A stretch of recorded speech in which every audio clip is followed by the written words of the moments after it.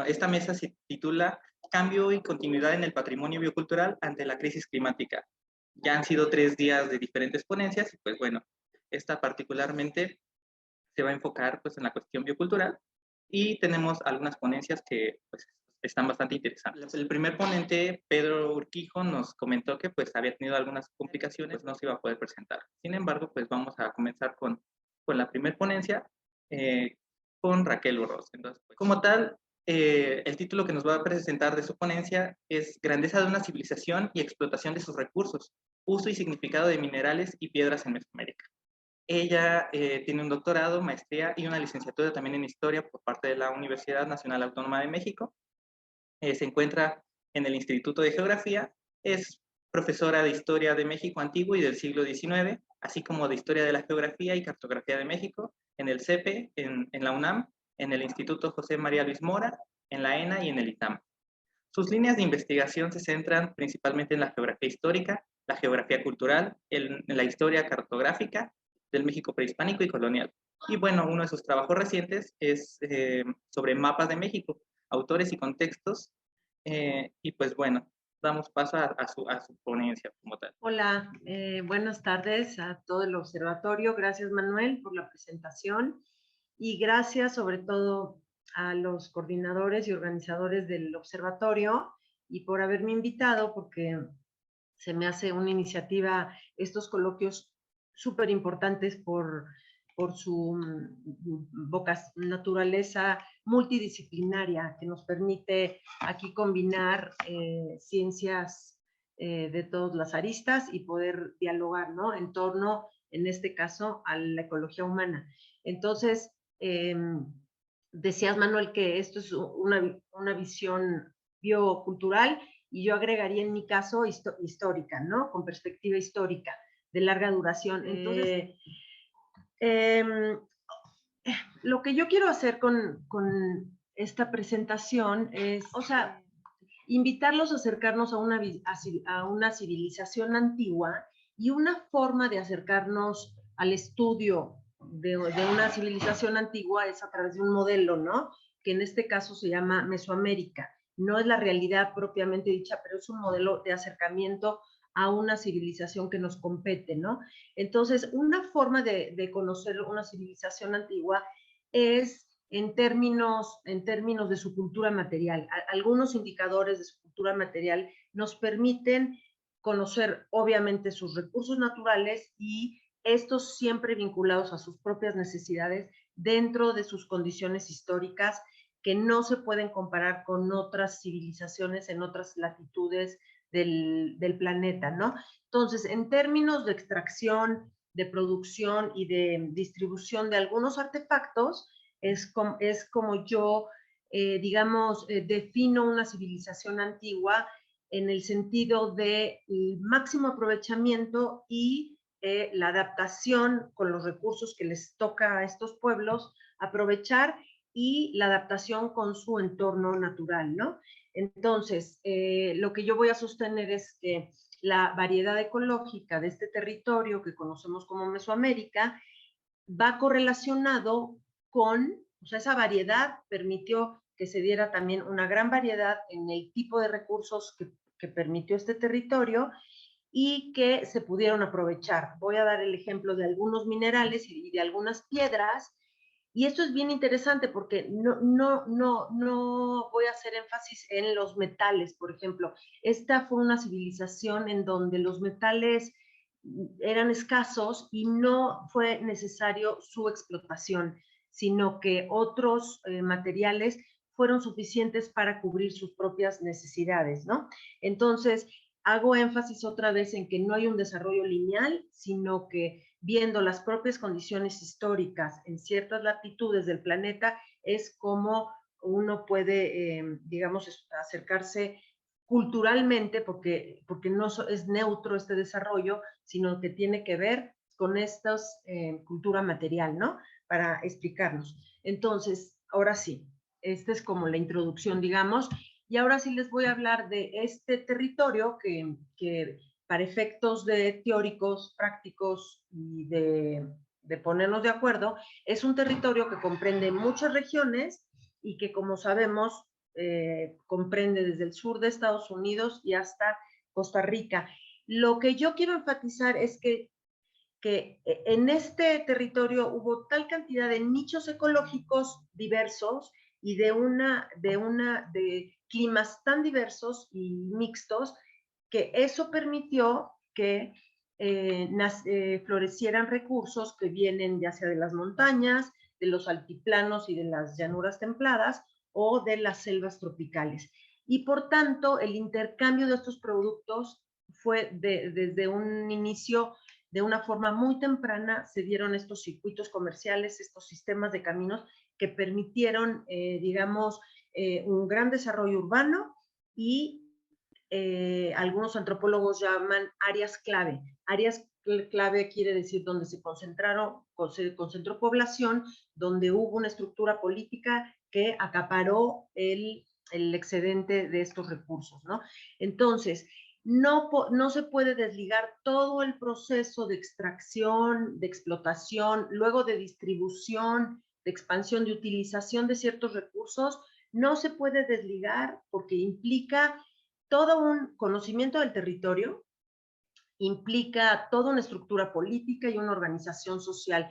Por eso hablo de una civilización, ¿no? Por tal complejidad cultural, y no solamente decir, bueno, hubo tráfico de materias primas y se complementaron los recursos de distintas regiones, ¿no? Sino que subyace toda una organización política y social para que para que se hubiera podido dar una competencia y también una vocación en esta civilización que tiene que ver con los vecinos. Necesito al vecino de la otra región para, digamos, la necesidad de los contactos comerciales, ¿no? Entre regiones. Y esta es la vocación de esta civilización. Entonces, voy a empezar ahora sí ya directo a dar algunos ejemplos de estos indicadores materiales que hicieron de esta civilización un conjunto de logros materiales que no podemos desligar de todo el resto de las expresiones de una civilización. La tecnología lítica, digamos que la más antigua de las evidencias materiales, pero a nivel continental, es esta herramienta utilitaria, ¿no? Básicamente es piedra tallada o pulida y casi siempre es pedernal o sílex. Esta ni siquiera tiene, digamos, una temporalidad fija porque es continental y esto tiene 30,000 años desde los cazadores a final del Holoceno o de la era del hielo, hasta volverse en una especialización en donde, digamos, tenemos puntas de proyectil para caza, por ejemplo, o cuchillos o navajas, raspadores. Esta tecnología lítica es fundamental porque tiene ciertas propiedades que cubrieron necesidades de estos pueblos. Es dura, es resistente y es corta, ¿no? Es cortante. Entonces, bueno, es una tecnología básica para la sobrevivencia y subsistencia de pueblos cazadores y luego agricultores también, ¿no?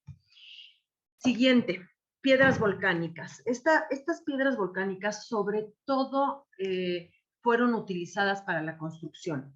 Y esta civilización, específicamente esta mesoamericana, alcanzó un desarrollo urbano como pocas en el planeta, ¿no?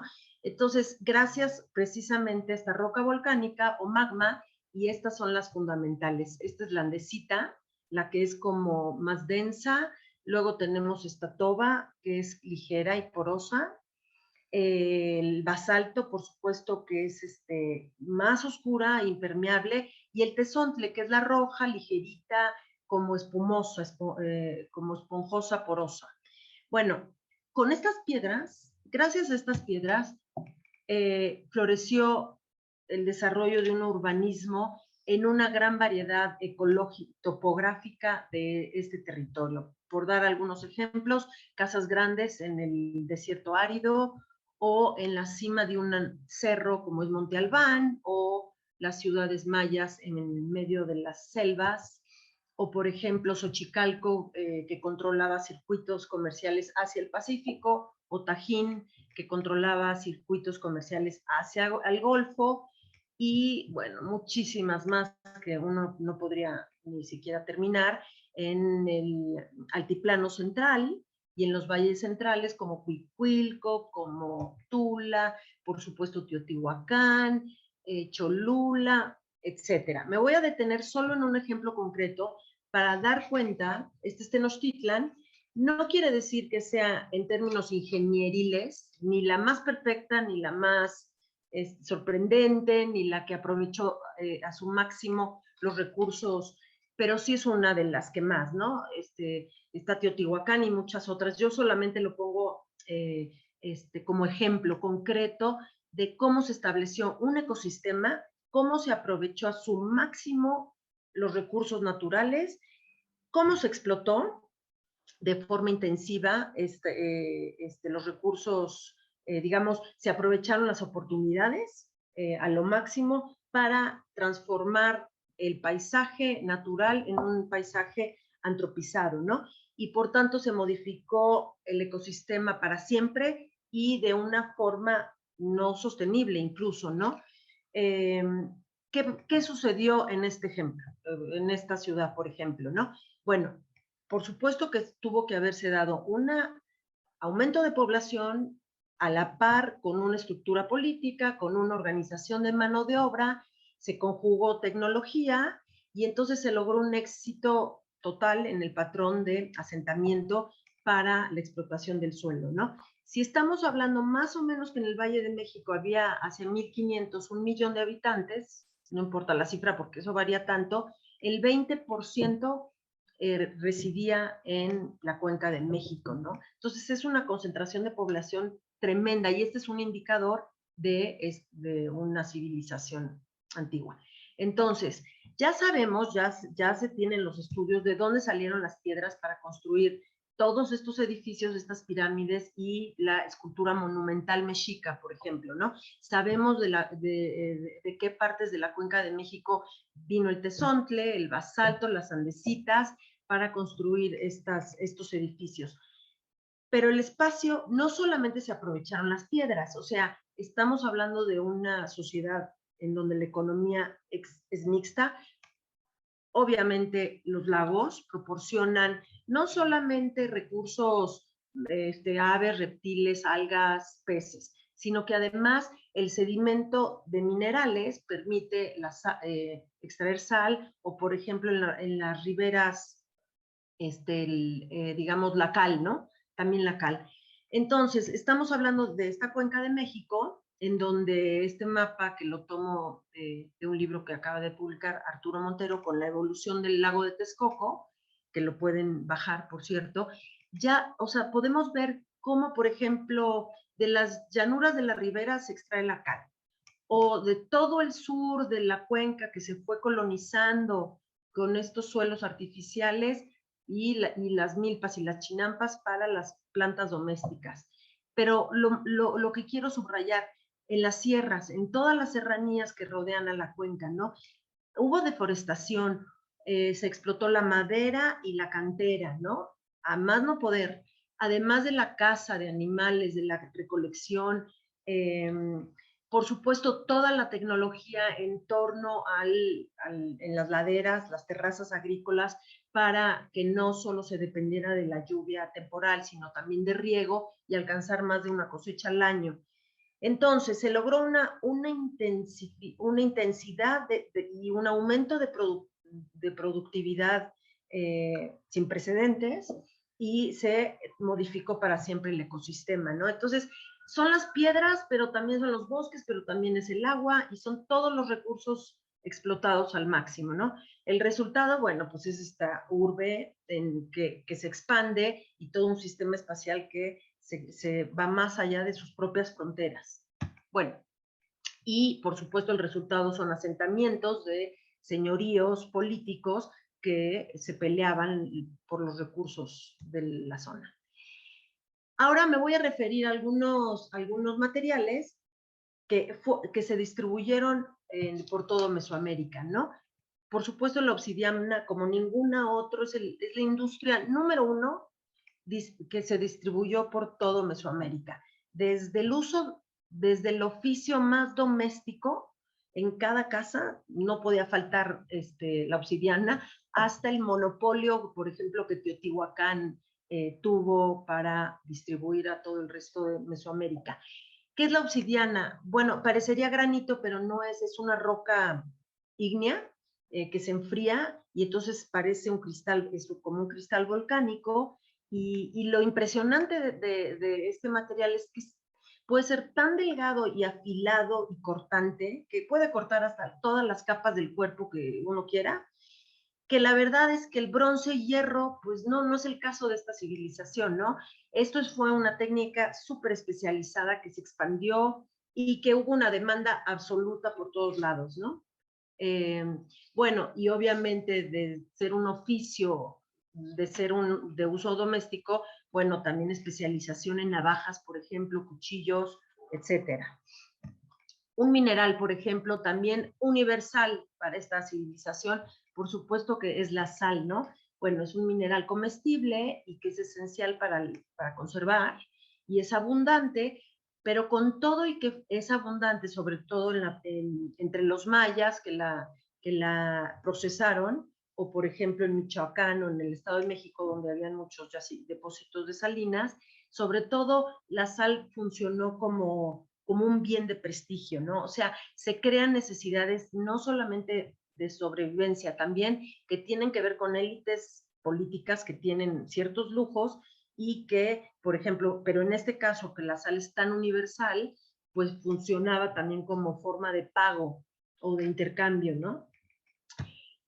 Hago un paréntesis con, por ejemplo, con la metalurgia, para dar el ejemplo del oro, porque el oro fue muy escaso y no se explotó como pensaríamos, por ejemplo, mucho anterior en los Andes o en Colombia o en Panamá. Aquí llegó muy tarde la explotación del oro, muy tarde, ya hacia casi el posclásico, y en realidad fue muy escaso, o sea, comparado con otros materiales, pues esto es poco, ¿no?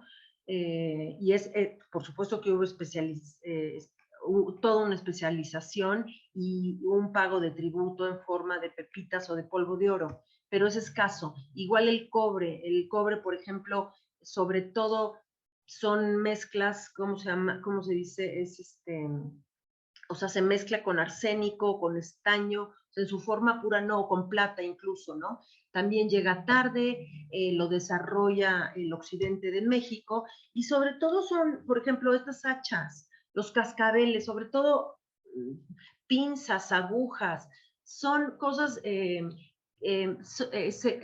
tienen un uso más bien social y político, en contextos, por ejemplo, funerarios o rituales o de prestigio social, de ornamentación también, ¿no? Entonces, en realidad se van creando necesidades para explotar estos productos, estos materiales, pero no son necesariamente de sobrevivencia. Y también están dentro de contextos culturales porque no les interesa demasiado los metales, ¿no? Explotarlos. Sí, por ejemplo, el jade. El jade, que por cierto, sí es un material que está en peligro de extinción, porque China y Taiwán lo explota a lo máximo, solo viene de algunos decenas de yacimientos que se han encontrado en un valle de Guatemala. Y a partir de todo el mundo maya y de los olmecas por Tabasco se difunde esta idea y este uso simbólico del jade. En realidad el uso es más bien social y de prestigio, de poder. No me voy a detener en todos sus, digamos, significados culturales, pero el jade sí fue un material muy explotado a lo largo de toda la historia mesoamericana, ¿no? Desde los mayas y los olmecas. La turquesa. Ahora, la turquesa es difícil de detectarla porque hay mucha imitación, en los contextos arqueológicos hay mucha imitación de turquesa, y luego puede estar mezclada con amazonita, malaquita y otras cosas, pero la turquesa es algo muy impresionante porque hubo especializaciones, hubo estilos locales que se desarrollaron en distintas regiones de Mesoamérica y también nos habla, el uso de la turquesa nos habla de grandes circuitos comerciales, porque los yacimientos de turquesa están sobre todo en Arizona y Nuevo México, y cómo, digamos, indirectamente se difundieron a áreas clave de poder político en Mesoamérica.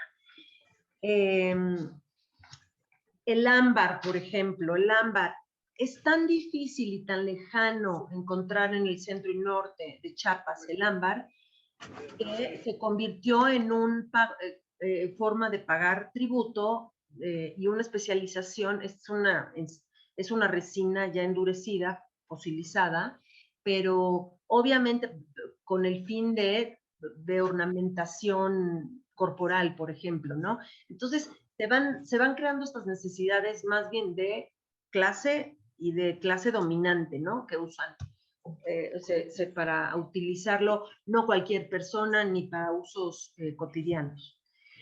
Ya por último, este ejemplo de algunos tintes con estos minerales, por ejemplo, tenemos el cinabrio, ¿no? Que es un mineral sulfuro con mercurio que se encuentra en depósitos volcánicos. Es muy escaso, es muy difícil de obtener. ¿Para qué lo quieren? ¿Para qué quieren cinabrio? Bueno, sabemos que con eso cubren al bulto mortuorio y lo entierran pintado de rojo, ¿no? O por ejemplo, hematita, que es otro mineral. Hematita es un óxido de hierro que se encuentra en sedimentos o rocas volcánicas y lo utilizan para cerámica o para recubrimiento de paredes en el estuco, para las pirámides o incluso para el cuerpo. No confundir con la grana cochinilla, que bueno, pues eso es otra cosa, ¿no? Ese es el insecto del cactus y es un tinte de exportación que no es un mineral. Bueno, me estoy apurando, pero lo que quise hacer con estos pequeños ejemplos de explotación y extracción de estos minerales y de estas piedras es que tienen un uso en cierto contexto cultural, con significados sociales y políticos. Hay todo un inventario que se puede digamos, enumerar para hablar de cuentas, por ejemplo, pendientes, pulseras, diademas, anillos, orejeras, besotes, narigueras, pectorales, hechos de estos materiales, ¿no? Entonces, bueno, de alguna forma se explotan todos estos materiales y lo que quise yo decir con esto es que sí correlaciono la explotación de estos recursos naturales con la grandeza de esta civilización que aprovechó a su máximo los recursos no solamente a la mano, sino en muy lejanas distancias, como hasta Guatemala o hasta el sur de Estados Unidos, para cubrir necesidades no solamente de subsistencia, también necesidades creadas social y políticamente por grupos dominantes que querían exhibir su poder a través de estos objetos suntuosos, ¿no? De lujo. Y bueno, ojalá sirva esta reflexión en este contexto más actual, pero con una visión histórica para nuestro territorio. Y gracias por escuchar. Estuvo bastante interesante la presentación y justamente pues a veces no nos detenemos a ver la parte histórica, ¿no? Y pues también pues que dentro de nuestros territorios no es nada más lo que se explota actualmente, ¿no? Sino que también desde tiempos pasados se han estado explotando diferentes materiales que quizá pues ahora ya no los utilizamos en las mismas cantidades o para los mismos usos o con las mismas finalidades, pero que al final de cuentas pues también tuvieron algún impacto dentro del ambiente, ¿no? Entonces es bastante interesante conocer este tipo de cuestiones históricas. Entonces vamos a pasar a la ponencia de Yuyulsin Pérez Apango. Nos va a presentar una ponencia titulada Las narrativas orales como enunciadoras de la crisis climática en la Huasteca Veracruzana. Ella es licenciada, tiene una licenciatura en Historia por la Universidad Veracruzana, una maestría en Estudios Mesoamericanos por la Facultad de Filosofía y Letras de la Universidad Nacional Autónoma de México. Es profesora en la Facultad de Historia y, bueno, sus líneas de investigación se centran principalmente en la historia y la antropología de los pueblos originarios desde un enfoque de las modernidades, la cosmovisión, ritualidad y la música tradicional en la Huasteca. Y uno de sus trabajos, digamos, recientes se titula La ritualidad indígena actual en la Huasteca Meridional como expresión de la religiosidad popular. Bueno, sin más, damos paso a su ponencia. Muchas gracias por la invitación. Estuve escuchando en la mesa anterior y ahora fue un gusto también. Es muy interesante lo que nos acaba de compartir Raquel y los demás colegas, ¿no? A lo largo de este coloquio de ecología humana.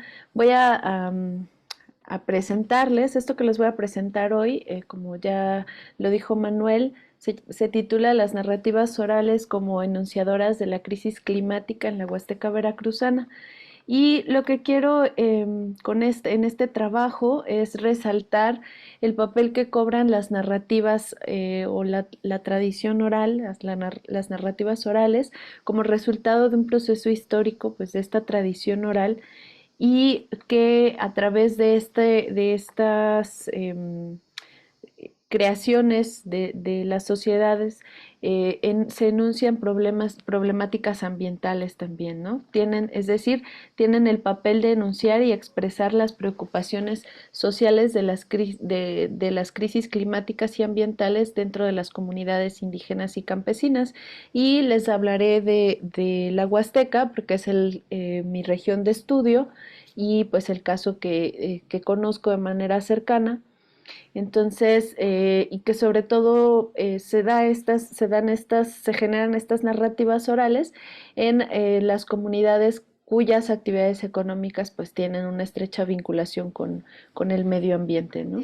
La Huasteca, voy a explicar algunas cosas un poquito generales de la región. Entiendo la Huasteca pues como una región biocultural en el entendido de que la región biocultural tiene, según los modelos de Carvege, llevan a plantearla desde el tema de la captación del agua, la riqueza biológica, natural y domesticada, y la ubicación de la región en territorios indígenas, ¿no?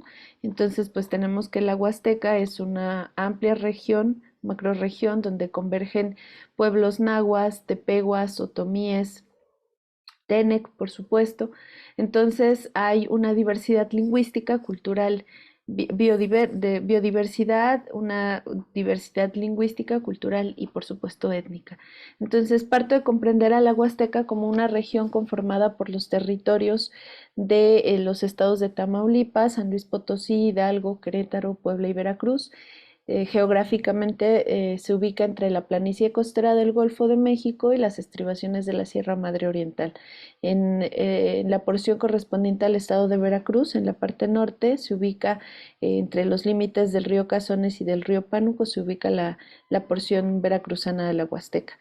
Entonces, dentro de este extenso territorio existen pues diferencias físicas, geográficas, me refiero al territorio norveracruzano, diferencias físicas, geográficas, culturales, políticas que permiten hablar, pues dentro de esta Huasteca veracruzana, hablar de la Huasteca sur o meridional, la Sierra de Otontepec y la región de la llanura costera del río Pánuco.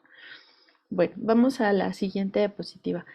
El material que aquí presento es parte del proceso de trabajo de campo que comenzó en 2014 para mi tesis de licenciatura y que ha continuado en diferentes momentos para mi tesis de maestría y ahora del doctorado en diversos puntos de la Huasteca en Veracruz. Obedece a casos a registros etnográficos, sobre todo cuando abordo aspectos rituales y procesos de las actividades agrícolas, y de registro de memoria oral o de historia oral, en concreto cuando hablo de este tema de la tradición oral.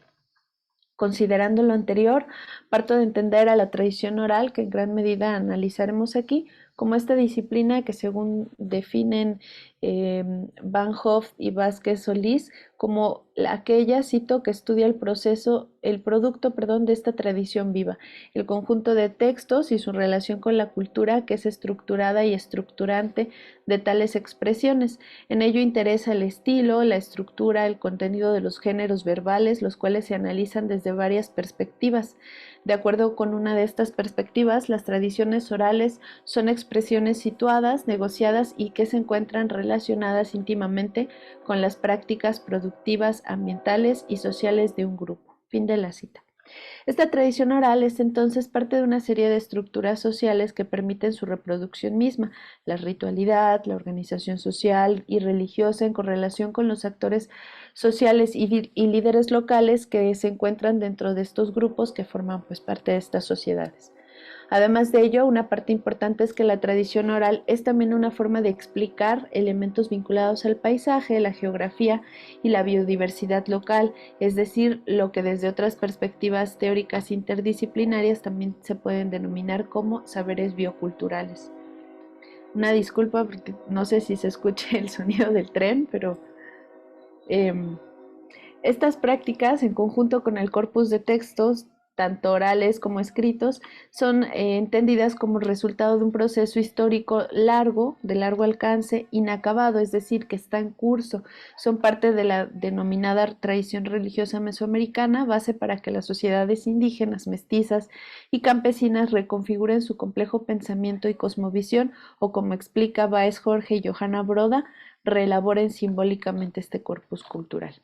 Bueno, dentro de esta forma de acercamiento desde la perspectiva local, estas narrativas que les expondré forman parte, siguiendo una tipología que presenta Anushka Van Hoff, de los géneros narrativos de la tradición oral nahua de la Huasteca.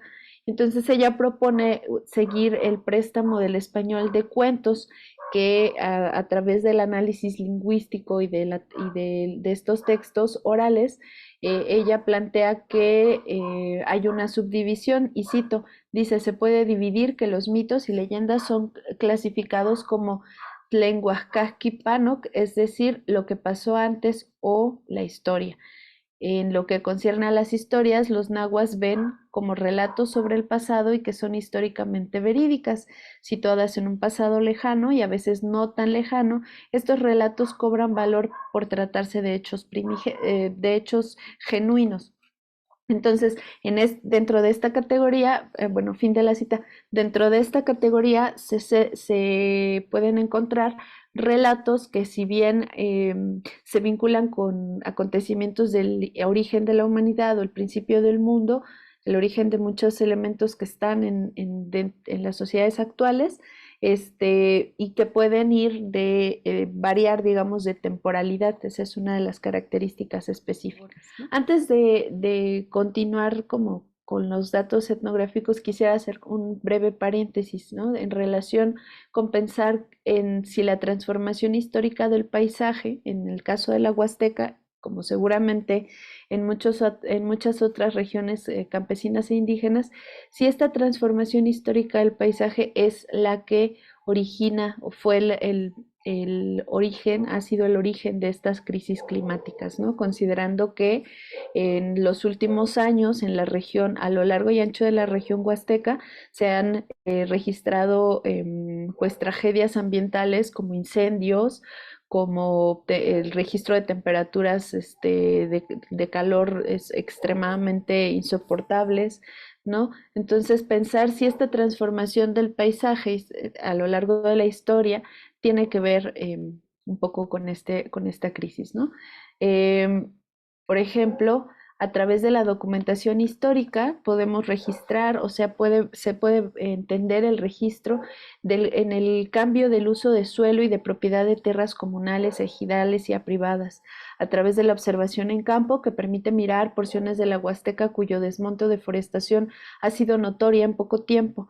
A través también de la etnografía se pueden documentar y se ha documentado el cambio de prácticas agrícolas, el uso de ciertas herramientas y de la implementación de productos químicos, el cambio de actividades económicas, es decir, de actividades primordialmente del campo a actividades como, bueno, a la migración y al cambio de actividades en ese sentido, de prácticas agrícolas sustentables a prácticas ganaderas, de la siembra de milpas diversas, como todo un sistema, un agrosistema, a la siembra de monocultivos.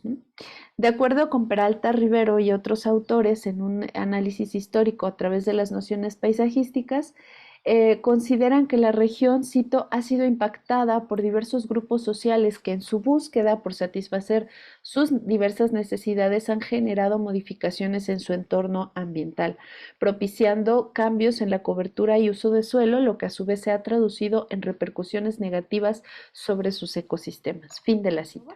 Entonces, ¿qué hacen las comunidades indígenas y campesinas frente a estas crisis? Frente a estas crisis digo porque han sido crisis históricas. Entonces, la oralidad a través del registro oral y del registro de la praxis ritual, que es lo que les voy a exponer ahora, se puede entender un poco la necesidad, primero la preocupación y la explicación, y luego la necesidad de poder hacer algo frente a.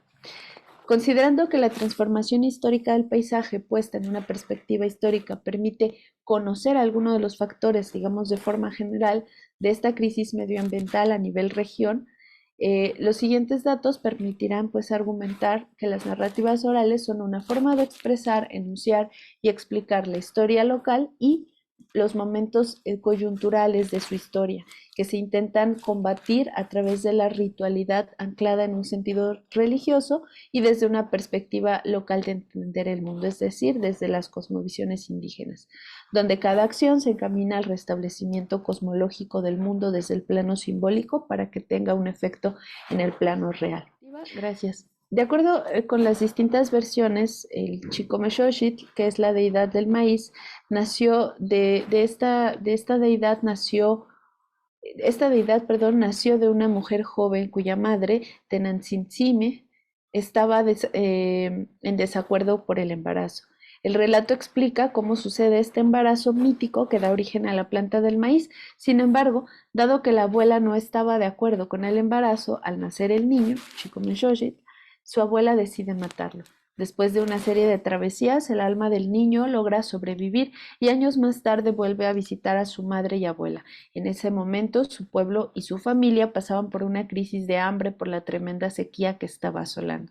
Bueno, si vas a la siguiente diapositiva, en estas diapositivas están los relatos transcritos en voz de los colaboradores. No voy a dar lectura a los relatos por el tiempo, pero bueno.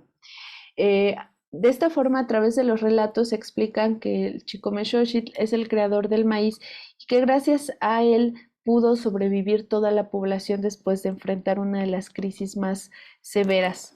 A cambio de ello, la gente debe agradecer con música, danza y comida, con una gran fiesta.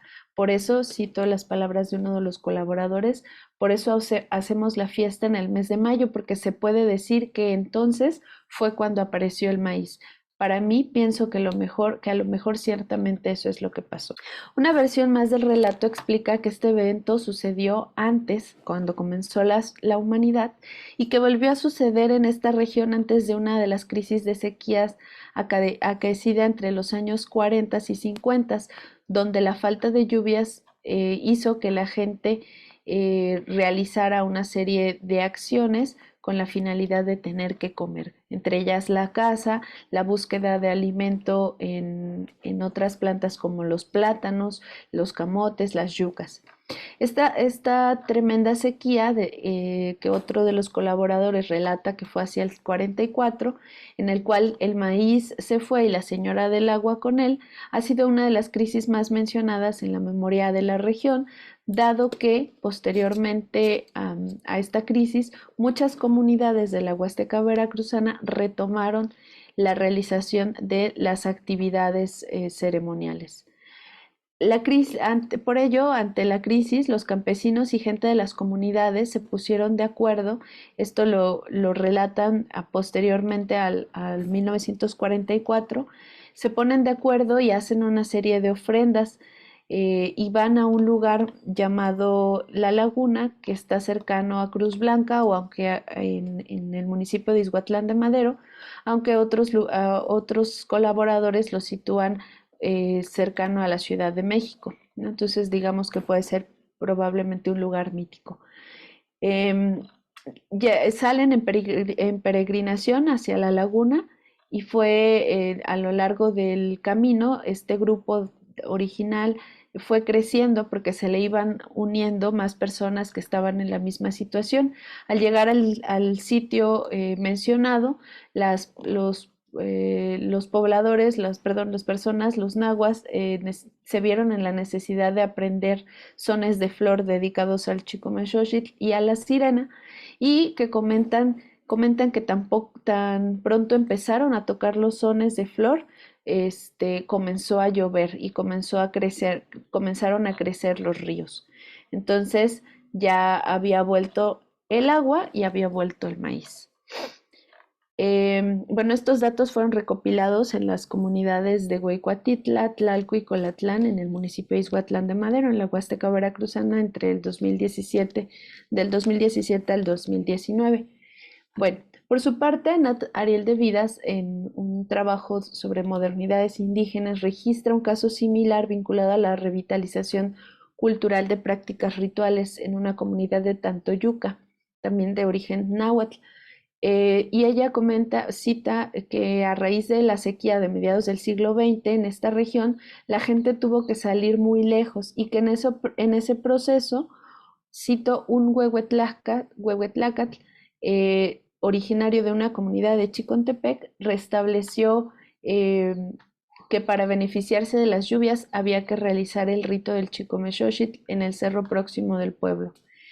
Entonces, desde una perspectiva similar, Franz Schirer registra en la Huasteca hidalguense el rito del Chicomechochitl como un culto revitalizado al espíritu del maíz con referencias milenarias, y que él cita que surge en la Huasteca hacia 1944, un año en el que hubo en efecto una sequía muy fuerte seguida por aguaceros desastrosos. Si bien estos relatos aluden a un evento datado hacia 1944 y después en otro hacia el 55, el registro de la tradición oral también actualiza estos eventos. Por ejemplo, en la Sierra de Otontepec, comentan que a partir de los años 80 y 90, con un fuerte proceso de deforestación, la sirena que vivía en la parte alta del cerro se fue hacia el mar o hacia la laguna de Tamiagua, como resultado de estas prácticas de deforestación, es decir, como el resultado de terminar con la caza de la sirena. En las diapositivas estaban algunas imágenes de algunos rituales que están asociados, que se hacen todavía en algunas comunidades de la Huasteca y que están asociados con la petición de lluvias y que se hacen hacia las fechas de mayo y junio. Los pueblos indígenas como actores sociales entre víctimas y agentes del cambio, es a modo de pregunta, ¿no? Son puntos que dejo acá para debatir y para poder reflexionar. ¿Son conscientes entonces las poblaciones indígenas campesinas de estas crisis? Desde mi punto de vista, considero que las comunidades campesinas conocen de estas problemáticas, puesto que a lo largo de la historia estas crisis han sido parte de su vida. Una forma de enunciar, expresar estos aspectos ha sido a través del corpus de la tradición oral que se vincula al espacio, la cosmovisión, el paisaje y la ritualidad, convirtiéndose entonces en una forma, la tradición oral y las narrativas orales se convierten en una forma de entender, analizar y explicar la historia. Aquí la percepción del tiempo se reinterpreta desde una noción distinta, donde el pasado se vincula constantemente con el presente y con el futuro, donde los relatos se posicionan en estos relatos míticos se posicionan en diversos momentos históricos. Es decir, estamos hablando de otras formas de historiar fuera de los márgenes, digamos, occidentales. La ritualidad en este entramado, vinculada a la narrativa oral, funciona como un agente de petición, como un agente de conciencia social y colectiva, como agente de agradecimiento a través de la ofrenda, del dar, del recibir. Entonces intenta cumplir la función de combatir las crisis ambientales. Es una forma simbólica de hacer, de accionar ante la crisis. Pensar que en este aspecto solo las comunidades indígenas enfrentan una gran responsabilidad sería evadir una serie de responsabilidades, digamos, colectivas de toda la sociedad. Sin embargo, evidentemente las comunidades indígenas son las más afectadas al tener un vínculo directo, un vínculo más estrecho con el entorno natural, porque muchas de estas comunidades o estos territorios están asentados en estos espacios, ¿no? Entonces, digamos que el impacto que ellos tienen o digamos, papel de directo de daño es de forma más directa porque su actividad económica tiene dependencia directa con el medio ambiente. ¿Podríamos considerarlos agentes de cambio? Probablemente sí, sin hacer generalizaciones, dado que en la actualidad existen una serie de iniciativas ciudadanas encaminadas al restablecimiento de prácticas favorables con el ambiente que invitan a sensibilizar al resto de la sociedad. Entonces, si bien no se pueden generalizar, sí hay un número importante de sociedades indígenas, sobre todo hacia el sur del continente e incluso en algunas partes de la Huasteca, que están apostando por prácticas sustentables. Como cierre de esta presentación, me gustaría compartir que desde otras formas de pensar y hacer la historia, los ejemplos que aquí he presentado, pues no se deben de ver como parte de un proceso abstracto, sino como parte de una forma, de una voz propia de pensar, de hacer y entender y explicar también la fenomenología vinculada a la crisis actual desde la voz de los pueblos indígenas actuales. Muchas gracias. Bastante interesante tu ponencia. Bueno, creo que es una clara muestra de que incluso el impacto no nada más es en las urbes, ¿no? En las zonas urbanas también. Estas cuestiones se van en espacios, sobre todo rurales, o donde todavía existen estas prácticas tradicionales, sobre todo, como mencionabas, ¿no? Los rituales agrícolas sobre peticiones de lluvia, pues también van cambiando su significado, van agregando nuevas cuestiones a partir de estos cambios que van existiendo en el ambiente, ¿no? Entonces, es bastante interesante conocer, pues, este trabajo. No sé si nos puedas contestar rápidamente una pregunta que nos hace el doctor David Barkin. Y, Claro. bueno, nos escribió que pregunta sobre de qué época son estos relatos del origen del maíz. Bueno, los relatos fueron, como decía, fueron recopilados entre el 2010, desde 2014 hasta la fecha, es, digamos así, un proceso continuo del trabajo de campo. Y los relatos en sí, que eso es justamente lo que comentaba, van de, algunos se sitúan, si bien están situados en el origen de la humanidad, ¿no? Son relatos contemporáneos, se sitúan, abordan el origen de la humanidad. Algunos de estos relatos se reactualizan o se actualizan y toman circunstancias que han sucedido a las comunidades indígenas, como ya mencionaba, las sequías del 44 y la inundación del 55 en la Huasteca, ¿no? Y las toman, las reactualizan y utilizan también estos relatos para fundamentar algunas otras prácticas rituales, como algunos rituales de petición de lluvia, algunos rituales agrícolas. Okay, ¿qué prácticas actuales están cambiando? Esa es una muy interesante pregunta. Creo que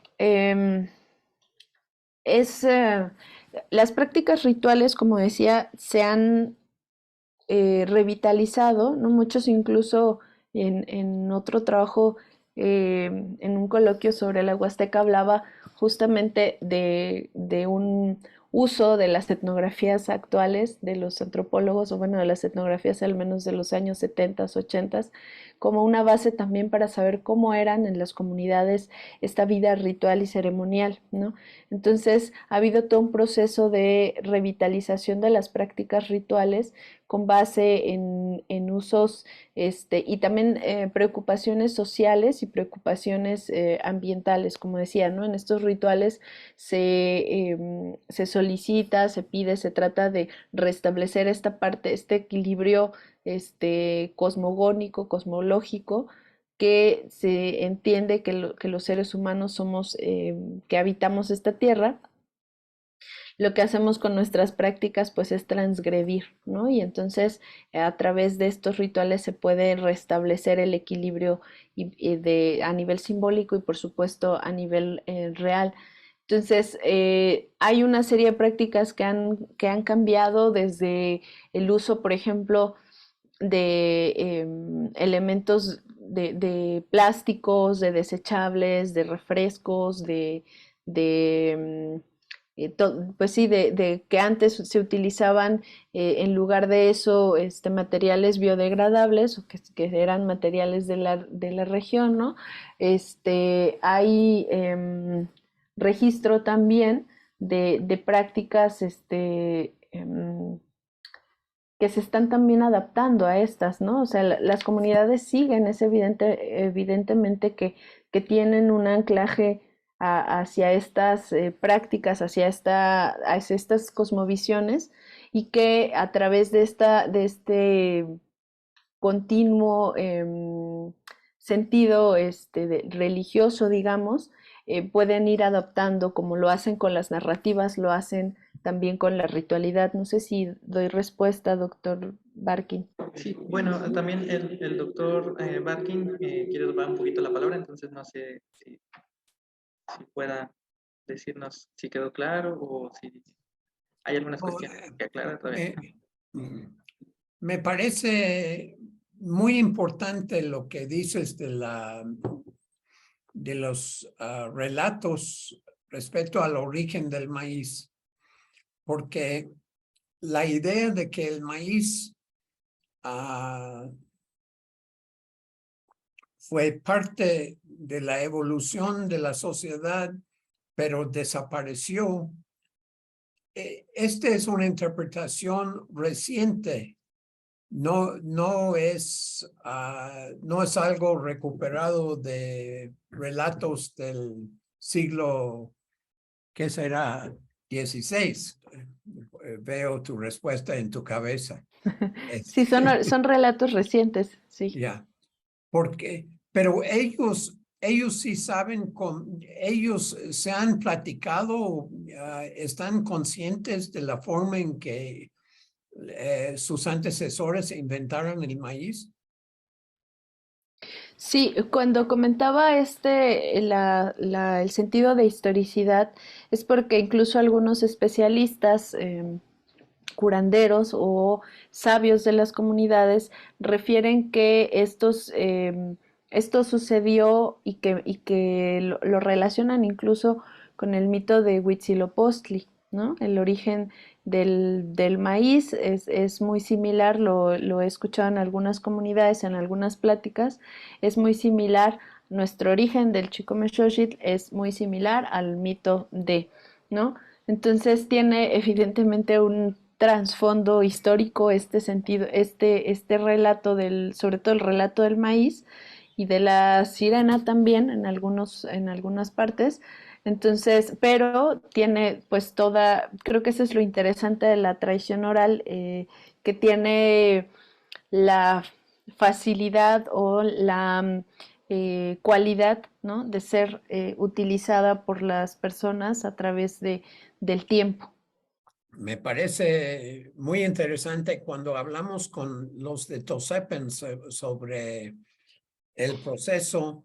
Ellos han retomado procesos de seguir mejorando y diversificando las variedades de maíz en sus áreas, que es parte, yo no sé si es literalmente la Huasteca o no, Tosepan, pero... Es parte de la región que yo trabajo, es más hacia la parte cercana a la costa, sí, cercana a la costa. Uh-huh. Bueno, muchas gracias. Muchas gracias, doctor. Perfecto, muchísimas gracias por la respuesta. Bueno, pasamos a la siguiente ponencia, que justamente es del doctor David Peter Barkin. Entonces, bueno, el título de su ponencia es Una rica herencia biocultural forjando sociedades postcapitalistas ante la crisis ambiental. Bueno, tiene un doctorado y una maestría en economía por la Universidad de Yale en Estados Unidos. Es profesor de la Universidad Autónoma Metropolitana en la Unidad Xochimilco a nivel licenciatura y doctorado. Y bueno, es investigador del SNI, es también emérito. Y sus líneas de investigación se centran en la economía ecológica, desarrollo ecológico, desarrollo regional. Y uno de sus trabajos, bueno, para mencionar algunos de sus trabajos, se titula La ingobernabilidad en la gestión del agua urbana en México. Muy bien, me da mucho gusto. Es para mí un lujo un muy bonito lujo compartir con personas de otras disciplinas, porque sobre todo lo que nosotros estamos haciendo con nuestras colaboraciones en las comunidades es examinar, integrar los investigadores comunitarios que se están convirtiendo en esta época histórica como sujetos comunitarios revolucionarios. ¿Por qué revolucionarios?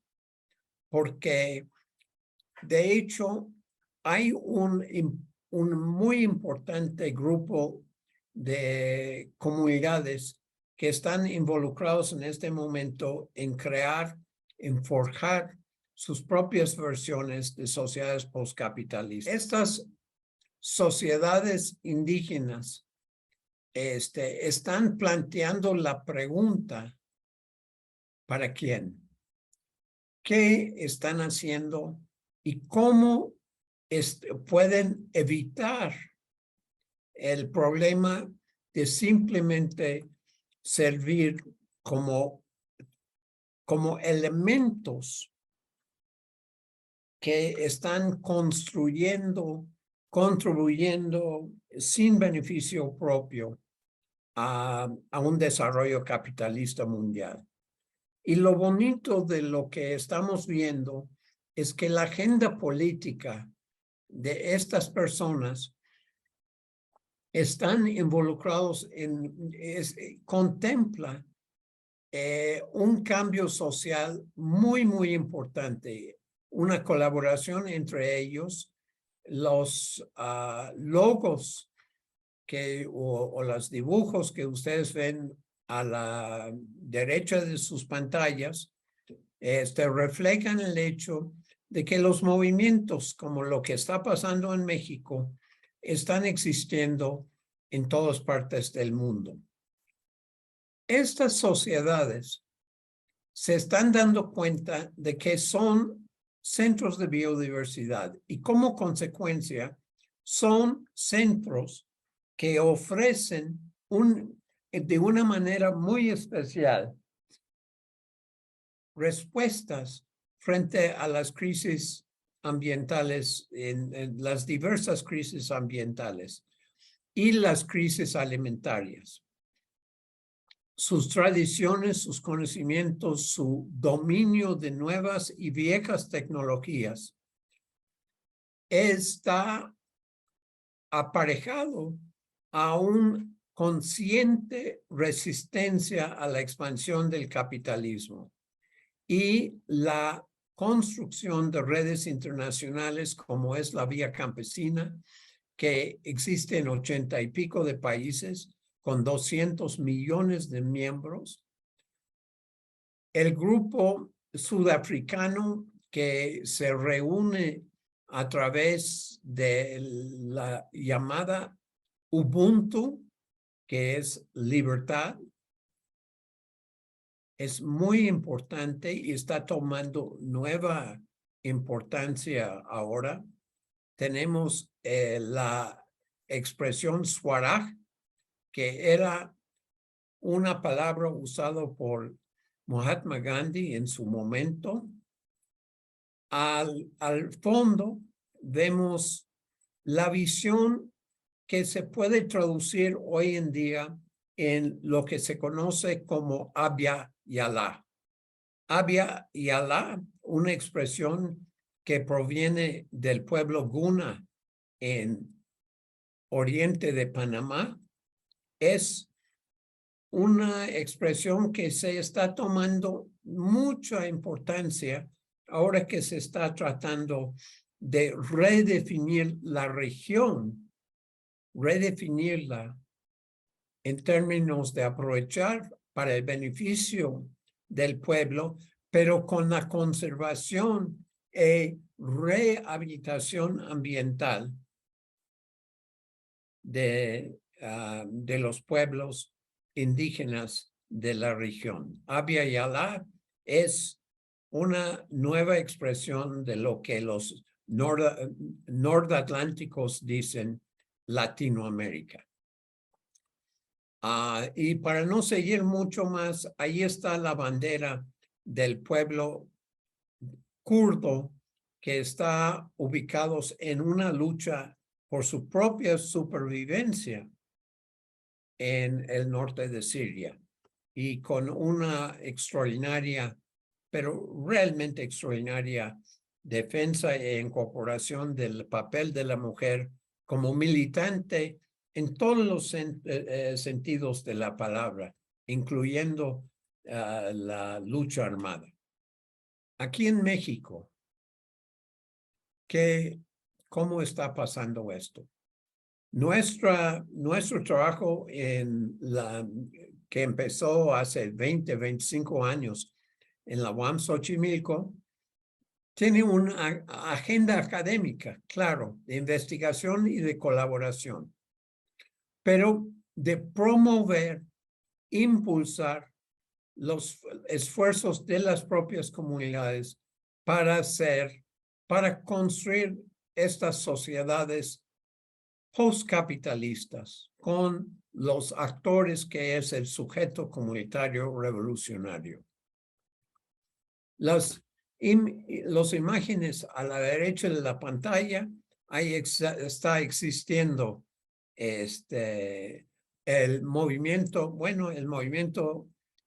de los trabajadores sin tierra en Brasil, pero a su izquierda es la vía campesina que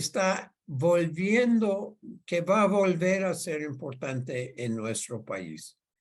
Debajo de eso tenemos un símbolo de la sociedad cooperativa Tosepan Titanistli.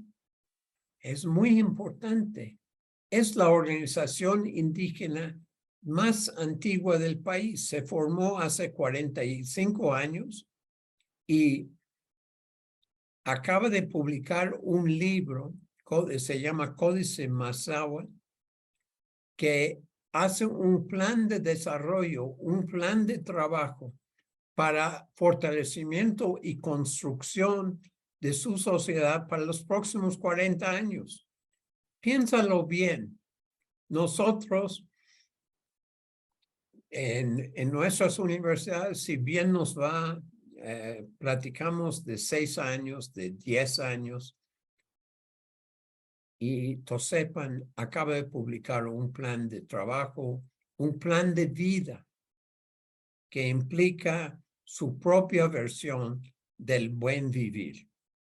El caracol que yo pongo allá al lado, refleja una organización que todos nosotros conocemos, la organización zapatista, que ahora está cumpliendo 28 años de existencia.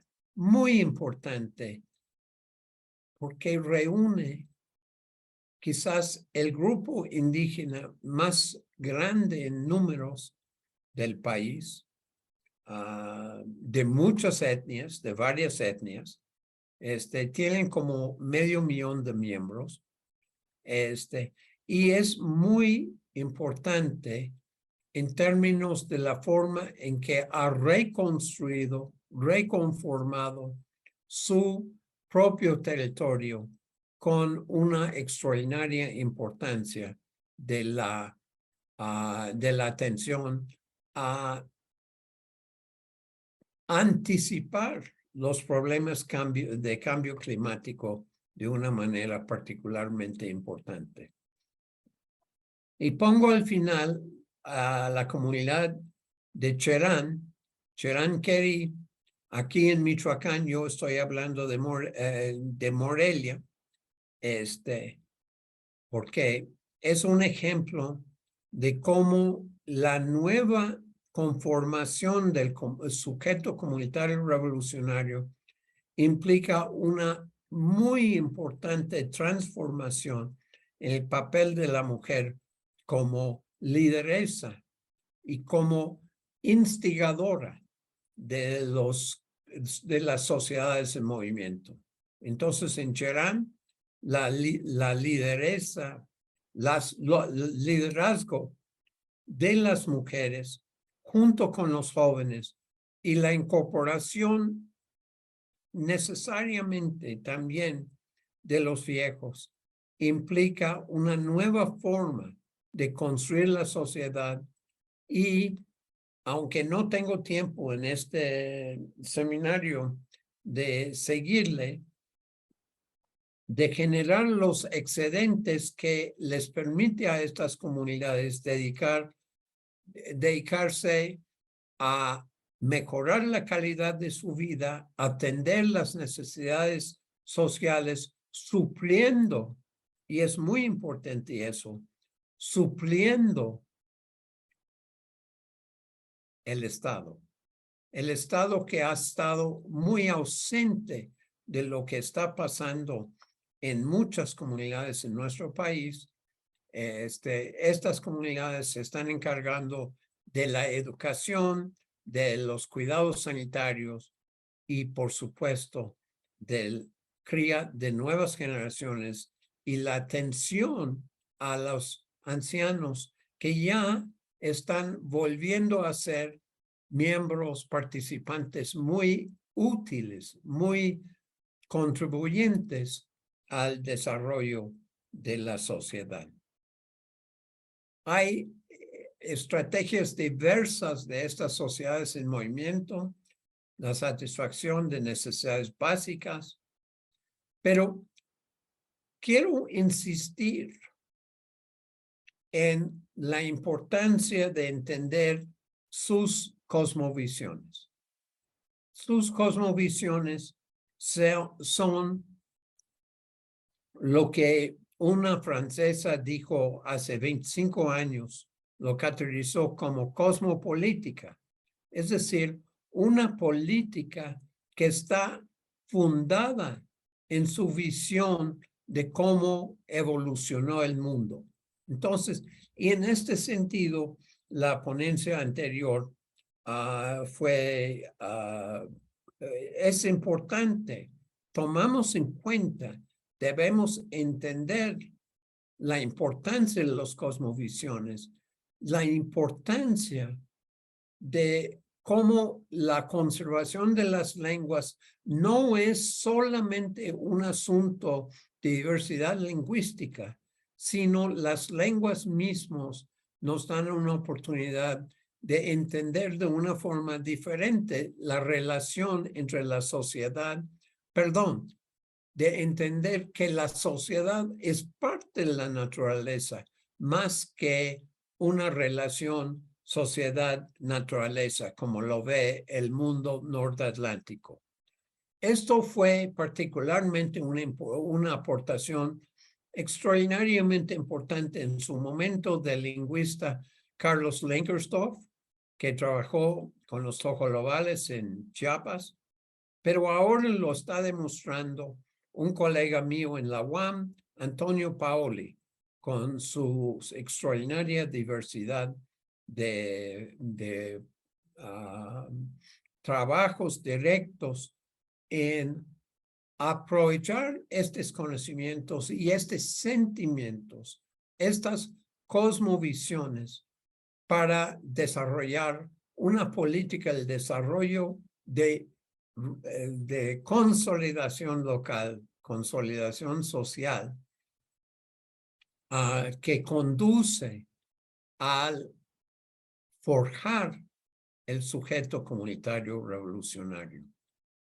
Y tenemos una nueva forma de organización en todas estas sociedades, una democracia participativa, en el cual el filósofo mexicano muy querido entre grupos indígenas, Luis Villoro, enfatizó la extraordinaria importancia de entender que la democracia, tal como está hablado en el mundo occidental, es una democracia ficticia.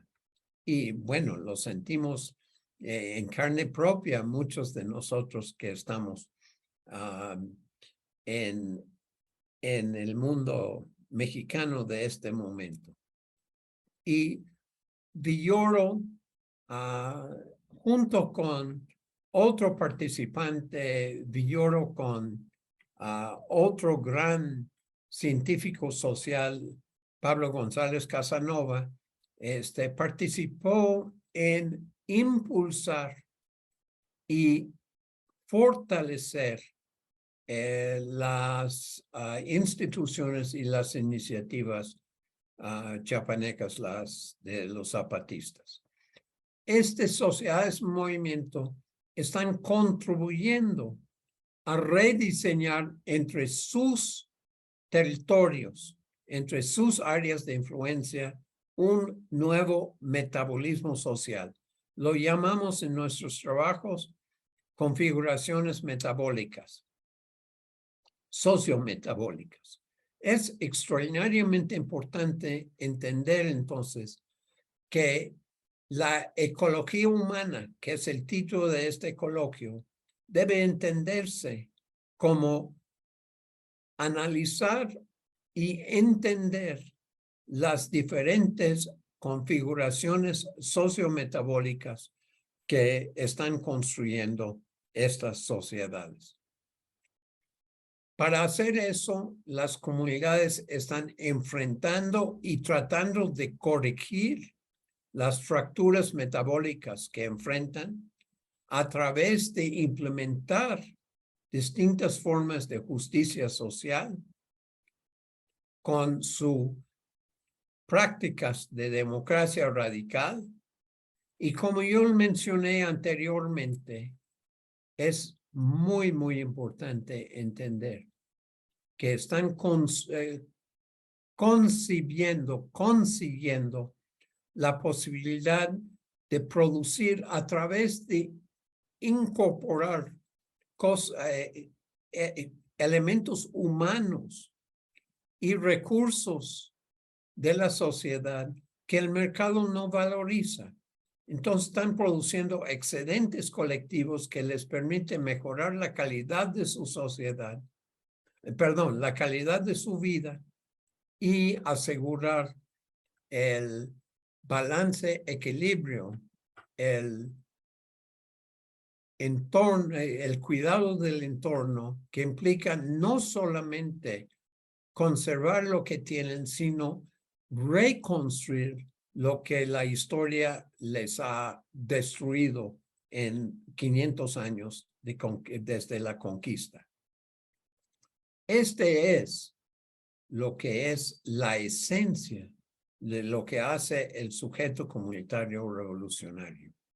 Y de esta manera tenemos, yo no voy a entrar en los detalles de este diagrama a la derecha, pero es una descripción del proceso metabólico que en el capitalismo, en el mundo nordatlántico, es tan destructivo y por el cual nosotros tenemos muy poca esperanza de que las sociedades de este mundo, del mundo que llamamos OCDE o el mundo del Tratado de Libre Comercio, pueden enfrentar las crisis ambientales y las crisis sociales que ellos mismos han creado. Tenemos entonces un proceso también con el cual yo empecé, pero quiero al final de esta presentación enfatizar algo muy importante.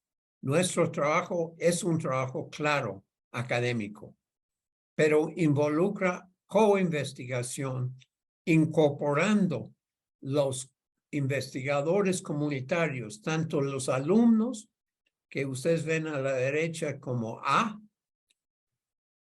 como nuestros estudiantes en las universidades. El CRA refiere a los alumnos de las comunidades, los estudiantes en nuestros diversos programas y las comunidades que están construyendo redes, alianzas locales, alianzas regionales y alianzas internacionales.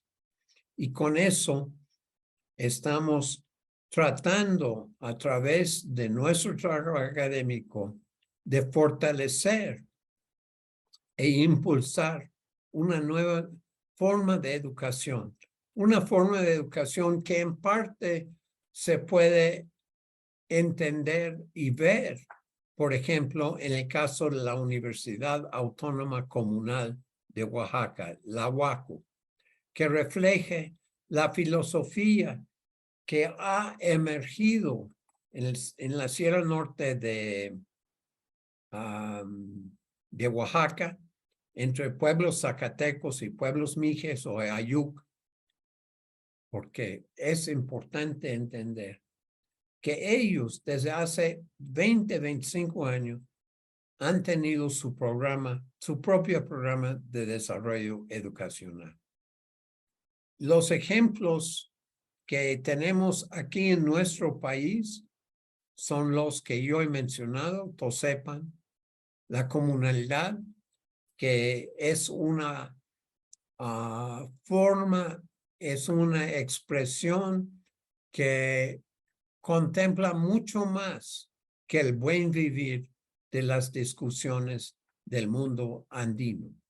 La experiencia de 28 años o de los caracoles zapatistas, Cheranquerí, que tuvo su rebelión, si quieren, en 2011, celebrando 10 años de historia.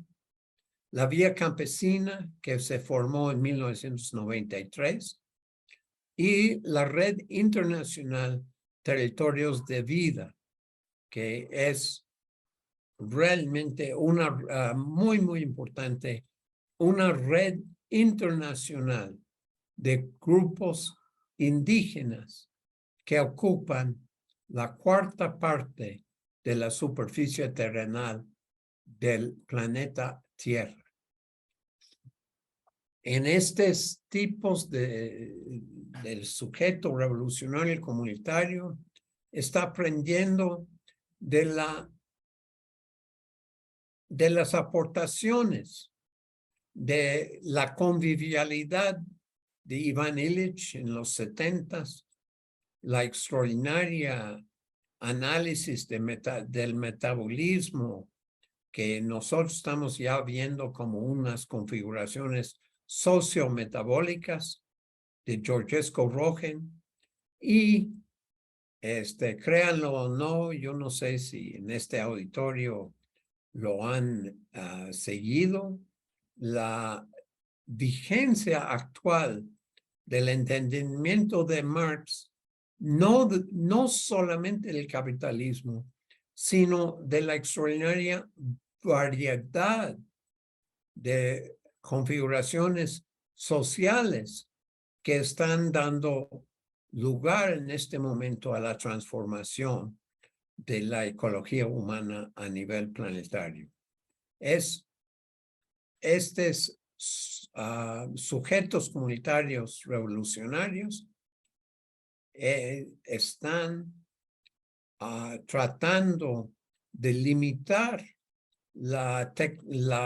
el impacto de las tecnologías de la producción capitalista, imponiendo el consumo y tratando de imponer una nueva versión de frugalidad. Le agradezco mucho la participación. Muchas gracias por su ponencia. Bueno, fue bastante enriquecedora. Justamente a veces cuando analizamos este tipo de temáticas, volteamos a ver sobre todo a cuestiones en el sur del continente, ¿no? Pero pues también aquí en nuestro propio país, aquí en México, tenemos diferentes organizaciones que como bien ya nos mencionó, se han agrupado y pues han sido como parte de una resistencia ante pues los diferentes ámbitos que han tenido a lo largo de pues de diferentes contextos. Bueno, tenemos algunas preguntas para nuestros ponentes. Empezaría con una pregunta que nos mandan para la doctora Raquel Urroz. Entonces, la leo. Dice, ¿este modo o urgencia de producción entre las civilizaciones indígenas tuvo algún impacto ambiental considerable que haya afectado de manera negativa su calidad de vida o en el espacio o alrededor? ¿Cuál fue el recurso menos explotado por los grupos prehispánicos debido a su falta de uso o interés práctico o cultural? Ay, bueno, Manuel, o sea, si comprendí lo que dicen es que qué impacto, si hubo algún impacto real en algunos pueblos de Mesoamérica con esta, digamos, agotamiento, ¿no? Si es que hubo agotamiento o no ecológico. Bueno, es que la verdad es que no hay respuesta porque son hipótesis, por decirles, el mundo maya o Teotihuacán, ¿no? ¿Qué fue lo que pasó ahí? ¿Fue un colapso? ¿Desaparecieron porque hubo sequía en el caso de los mayas o en el caso de Teotihuacán? Hay restos, por ejemplo, de incendio, hubo una subordinación, pero también hubo un desgaste del medio ambiente y por eso migraron, o tiene que ver con invasiones de otros pueblos, por ejemplo, en grandes ciudades mayas, o sea, yo creo que es multifactorial, ¿no? Entonces no se puede hablar solamente de lo ecológico, de un desgaste o de deforestación o de erosión de la tierra o del aprovechamiento excesivo de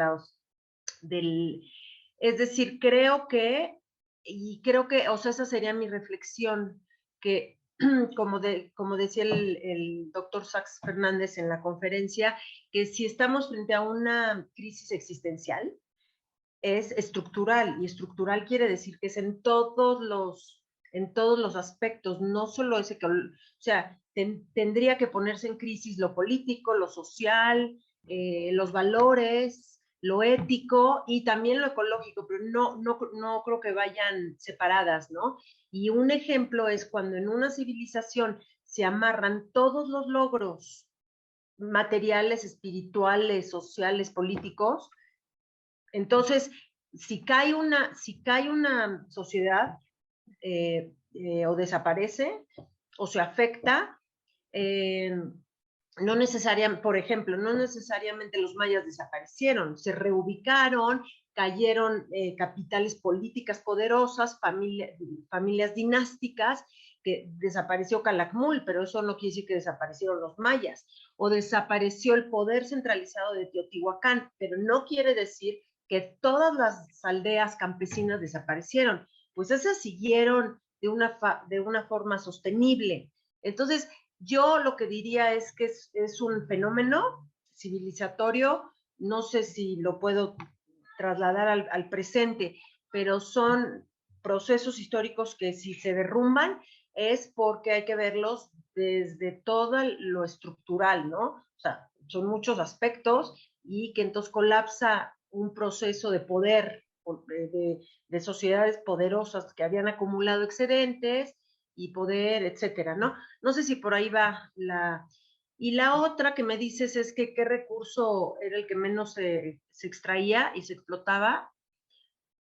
O sea, yo creo que los metales no interesaron a las sociedades prehispánicas, no interesaba demasiado el oro y el cobre, o sea, sí, pero sobre todo hasta al final los mixtecos, el imperio tarasco, ya no sabemos qué hubiera pasado porque ya llegan los españoles, pero más bien a partir de la llegada de los españoles, toda la direccionalidad de intereses en el territorio para explotar tiene que ver con los metales. Y ahí sí es un giro total de dirección a partir del interés por los metales para ir a explotar la plata al norte.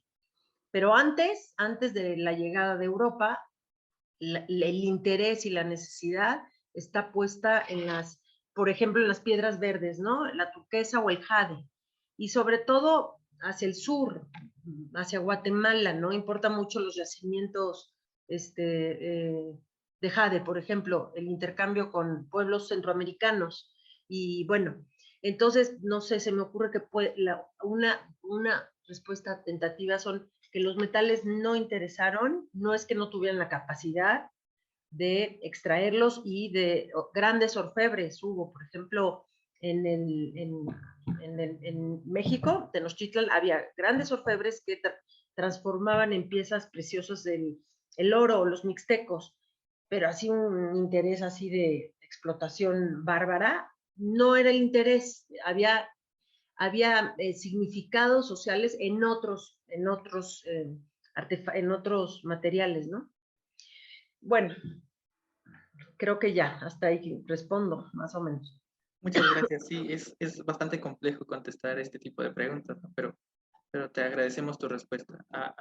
El doctor David quiere hacer una intervención, entonces...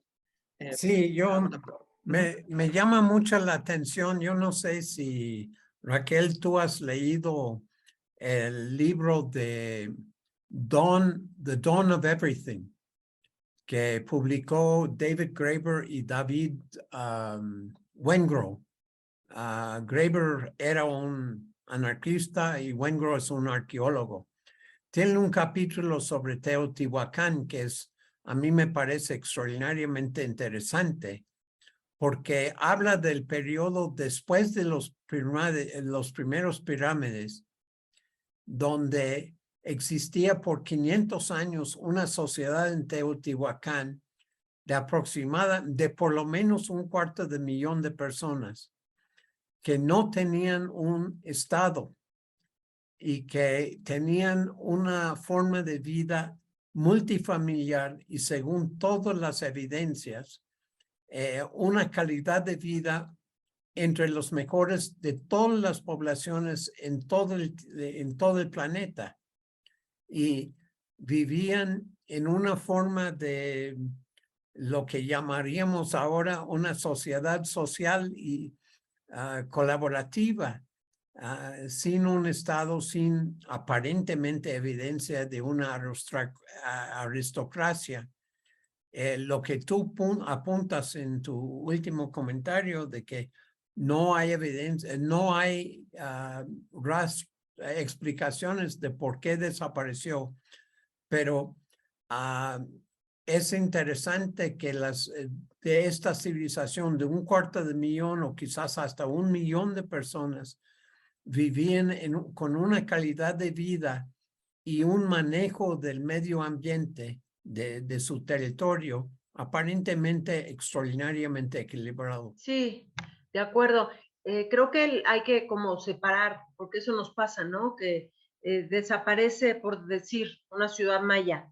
No, desaparece esa dinastía que controla esos edificios administrativos y ese centro de poder. Pero, exacto, pero por ejemplo, Palenque, que ahora ya se está excavando, los alrededores de Palenque son un conjunto de aldeas autosostenibles que no tienen nada que ver con que el poder centralizado de Palenque haya colapsado por rebeliones, por epidemias, por sequías, por rebeliones de los campesinos, por multifactorial. Pero entonces sí, exacto, si uno pudiera ver el antes y después de Teotihuacán en su apogeo político, pues uno podría encontrar ese tipo de sociedades de aldeas sostenibles, el antes y el después incluso.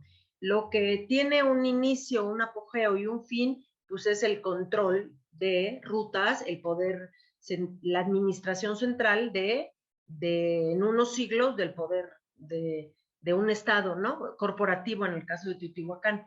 Sí, de acuerdo. Gracias, David. Bueno, otra pregunta que también le hacen a la doctora Raquel, dice, bueno, aquí en el chat de Zoom escribe Javier Laguna. Gracias a la doctora Urroz por su muy interesante presentación. ¿Podría la doctora comentar si el debacle y en algunos casos desaparición de esas culturas mesoamericanas se deben a un crecimiento no sostenible únicamente o hay evidencia de otros factores tales como epidemias, guerras con pueblos vecinos, revoluciones internas? Y manda saludos desde Boston. Gracias. Bueno, por ejemplo, en el caso de los mayas, ahora ya no se ha idealizado tanto, ahora ya se sabe que habían guerras entre ciudades poderosas. Entonces, por ejemplo, entonces un factor, las guerras, pues sí eran pueblos militarizados también, ¿no? Entonces, eso ya se sabe. Epidemias, por ejemplo, también, ¿no? Como una consecuencia de problemas ecológicos, luego vienen, yo no sé si hay estudios recientes para comparar con la pandemia de hoy, pero sí se sabe que las epidemias hacen que se desalojen poblaciones completas en el mundo maya, por ejemplo, y que son consecuencia de problemas del agotamiento de recursos y de deforestación, erosión, manejo de un área, ¿cómo se llama? Que se agota, ¿no? Etcétera. Entonces, o sea, yo más bien lo que invito es eso, ¿no? Una reflexión más integral y no solamente que lo ecológico está solo, sino si es ecología humana es porque los ecosistemas se han modificado por el grupo social y entonces tienen consecuencias y que no necesariamente la desaparición o el colapso de un pueblo significa algo, significa que se fue la familia en el poder, pero o sea, porque esos son los indicadores en la arqueología que son más fácilmente detectables, pero yo creo que cuando se da presupuesto para estudiar también las formas de vida más domésticas y locales de las aldeas alrededor, pues ahí vemos otro tipo de patrones, ¿no? De subsistencia. Bueno, pues no sé, por ahí va, creo. Muchísimas gracias. La reflexión.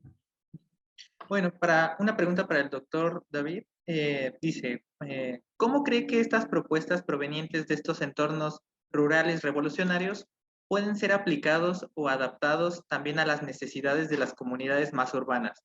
Es decir, ¿cómo podrían las comunidades urbanas retroalimentarse de estas acciones y propuestas de estas comunidades rurales? De las comunidades rurales. ¿Cómo podemos ver la dinámica de lo que está pasando en México en este momento? Yo creo que debemos entender que hay varios hitos realmente notables que gente en el mundo urbano quizás no aprecian. Primero, el propio ejemplo de Tosepan, que está celebrando, bueno, ya terminó su celebración de 40 años de existencia y hace un plan de 40 años del futuro. ¿Con quién? Con quizás 200,000 personas. Tenemos, a pesar de todos los problemas políticos y militares y la terquedad del Estado Nacional de reconocerlos, 500,000 de zapatistas. Tenemos probablemente otros 25 millones de personas afiliados al Congreso Nacional Indígena. Pero debemos verlo en términos también de lo que implica en la actividad cotidiana en las zonas rurales. México hoy en día es autosuficiente en maíz blanco. No lo pensamos muy bien, pero ya lo vimos la semana pasada, la acusación contra la empresa Maseca, que es propiedad de Gruma, de controlar los precios de la tortilla. Pero una parte muy, muy importante de la tortilla en las zonas rurales se está fabricando independiente de las dos empresas que producen harina de maíz nixtamalizado. Yo creo que, y lo que hablaba de la Huasteca, no figura en la dinámica de lo que entendemos de la sociedad mexicana. Y es muy, muy importante. Así es que yo puedo dar muchos más ejemplos. Las innovaciones un proyecto de investigación que estamos llevando a cabo con los territorios de vida, el grupo internacional, tanto en Yucatán, Campeche, Quintana Roo, Nayarit y Jalisco, donde los pueblos están creando nuevas formas de producción de huevos ricos en omega 3, por ejemplo. Están con una nueva forma de enriquecer su explotación en las costas de Nayarit. Realmente muy interesante. Así es que y lo más bonito de todo eso desde nuestra perspectiva es una extraordinaria conciencia de la necesidad de proteger sus territorios. Yo estoy en otro proyecto de investigación con el pueblo Mije, Ayuk, porque ellos han conservado durante medio milenio, 500 años, una variedad de maíz que fija nitrógeno. Yo no sé si el auditorio aquí entiende el significado de que hay un maíz que fija nitrógeno. Y los mijes, durante 500 años, han estado mejorando esta variedad de maíz que nosotros en nuestra investigación, en colaboración con los mijes en este momento, estamos proponiendo que ellos desarrollen tecnologías para difundirlo en otras partes del mundo. Y lo que está haciendo Calpulalpan en crear alternativas realmente importante, alternativas a la minería en la Sierra Juárez, es muy importante. Y lo que ha hecho 11 años en Cherán, con reconstruir su bosque y recuperar su lengua y sus tradiciones culturales, pero no solamente eso, sino que le han difundido a otros 129 comunidades en Michoacán.